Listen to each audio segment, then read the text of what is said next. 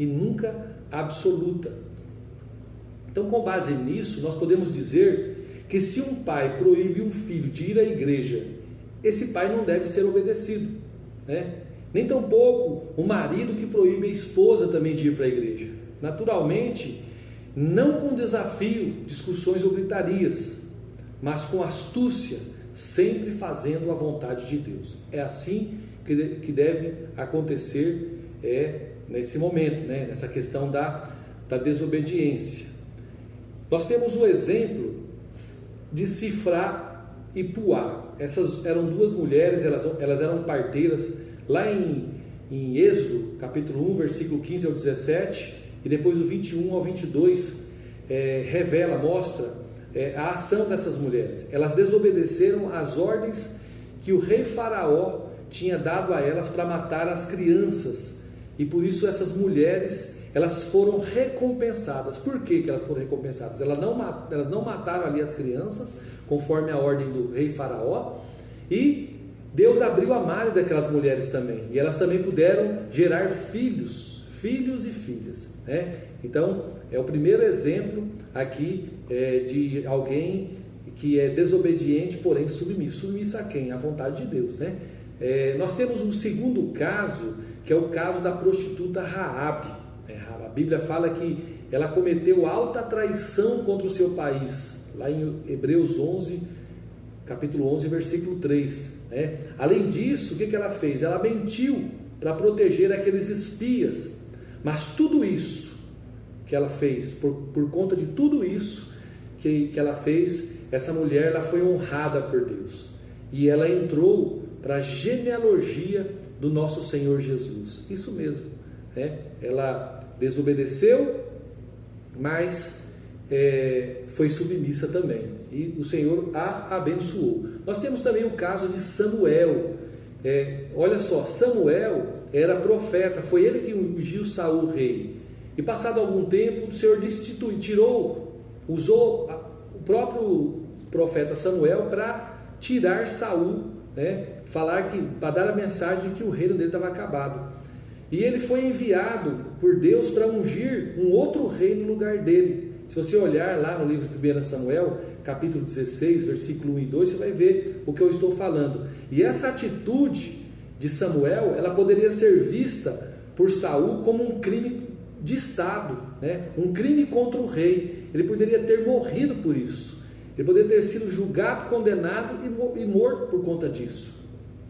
Nós temos também um outro caso, que é o caso de Jonatas, filho de Saul.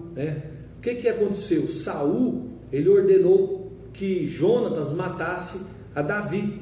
E todos nós sabemos que os filhos, eles devem obediência aos pais. Mas nesse caso em específico, Jonatas não obedeceu ao seu pai Saul. E o que aconteceu? Ele não matou o seu amigo Davi. Então, nós temos também os três jovens, o caso dos três jovens hebreus, Sadraque, Mesaque e Abednego. Esses três jovens, eles não adoraram a imagem de ouro que o rei havia feito. Eles desobedeceram a ordem. Contudo, eles se submeteram à fornalha. Que quem não cumprisse o edito do rei seria lançado na fornalha. Mas o que Deus fez? Deus foi lá e livrou aqueles jovens da fornalha de fogo ardente. Os apóstolos é um outro exemplo. A ordem das autoridades era para que não se pregasse o evangelho de Jesus. Mas o que os apóstolos responderam ali naquele momento? Eles falaram assim: importa primeiro obedecer a Deus do que obedecer aos homens. Isso está lá em Atos dos Apóstolos, capítulo 5, versículo 29. Então, por que eles fizeram isso? Porque eles estavam submetendo a autoridade de Deus. Eles sabiam o tipo de Deus que eles estavam servindo. E eles sabiam que se tivesse alguma punição, eles sofreriam dano ali por conta disso. Por quê? Porque eles estavam debaixo da autoridade de Deus. Então nós temos que seguir essa linha de autoridade. Então, olha só, você como ministro do Senhor, você como um líder na obra do Senhor, lembra disso. a autoridade ela é constituída por Deus. Mas olha só, a obediência à autoridade nunca é absoluta, sempre ela é relativa. Então você tem que olhar de acordo com aquela lista da segunda aula, que a gente falou a respeito dos níveis de autoridade, de quem é que você está, qual é o nível de autoridade que você está rompendo. Os 3 primeiros níveis, eles são absolutos, né? Agora os outros são relativos.